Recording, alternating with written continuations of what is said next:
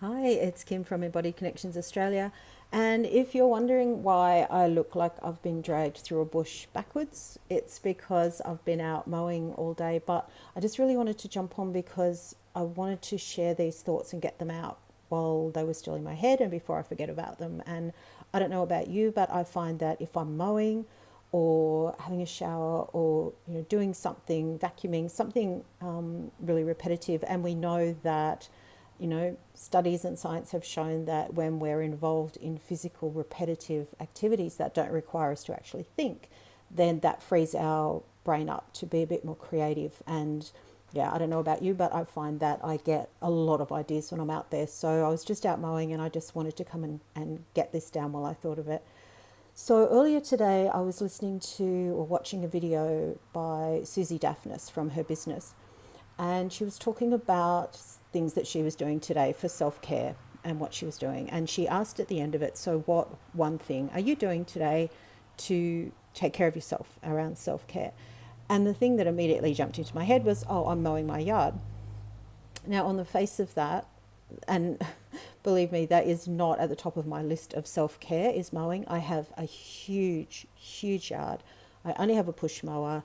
It takes me all day to mow my yard. By the time I do a section, come in, have a drink, have a rest, cool down, go and do another section. It's a big job, and it wouldn't even be in my top 10 list of things that I enjoy doing and that I do for self care. But what I was thinking is, okay, I could focus on how hard it is, I could focus on how much time it takes, or I could think about the fact that I'm getting a lot of exercise by doing that. I could think about how much I'm looking forward to having a cold shower at the end of it. And so it just really got me thinking about the way that we reframe things, or the way that we frame things, and the way that we look at things.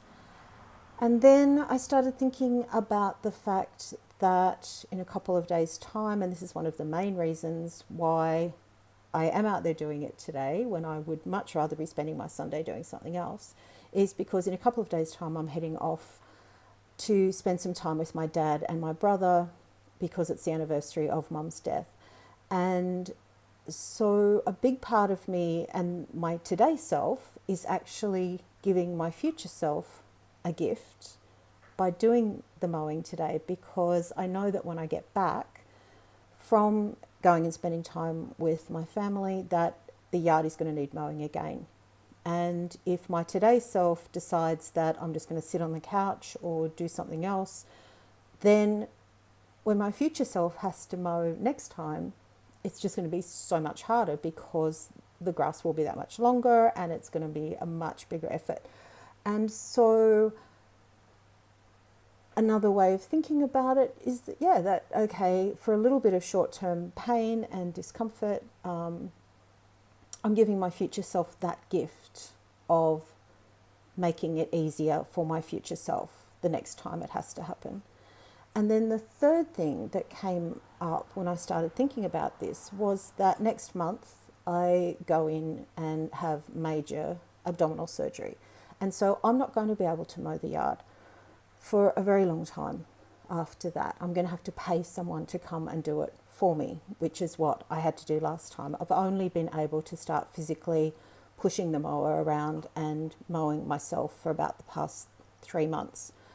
Up until then, after I had my surgery last year, I had to get someone to come in and mow the yard. And then a few months ago, I decided to just try a little bit, and I realized that, okay, I can actually start the mower and push it, and my body has healed to the point where I can do that again. And next month and ongoing for 6 months, 9 months after that, I don't know, then I'm not going to be able to do it. So I'm so grateful today that my body can physically do that, because it hasn't been able to do it for a long time, and it's going to not be able to do it again for a long time when I have my surgery next month. So right now, today, my body is strong enough and healthy enough and fit enough, and I feel well enough that I can actually get out there and do it. And I'm so, so grateful for that. And so that is what I choose to focus on.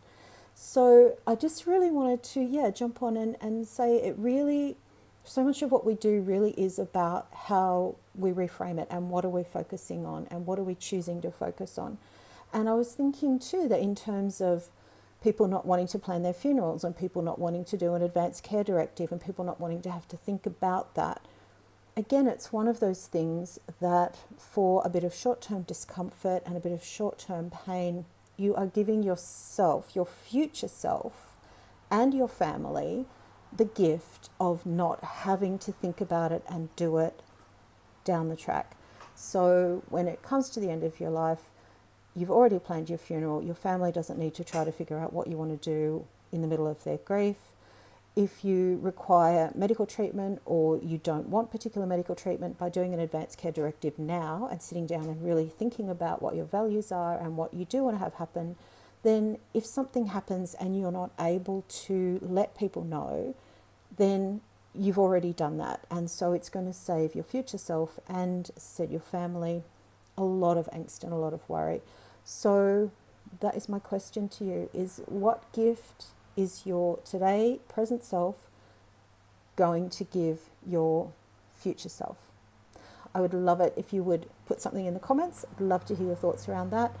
Message me. I would love to have a conversation with you around funeral planning or advanced care directives. And I am now going to have that shower, which I have so earned.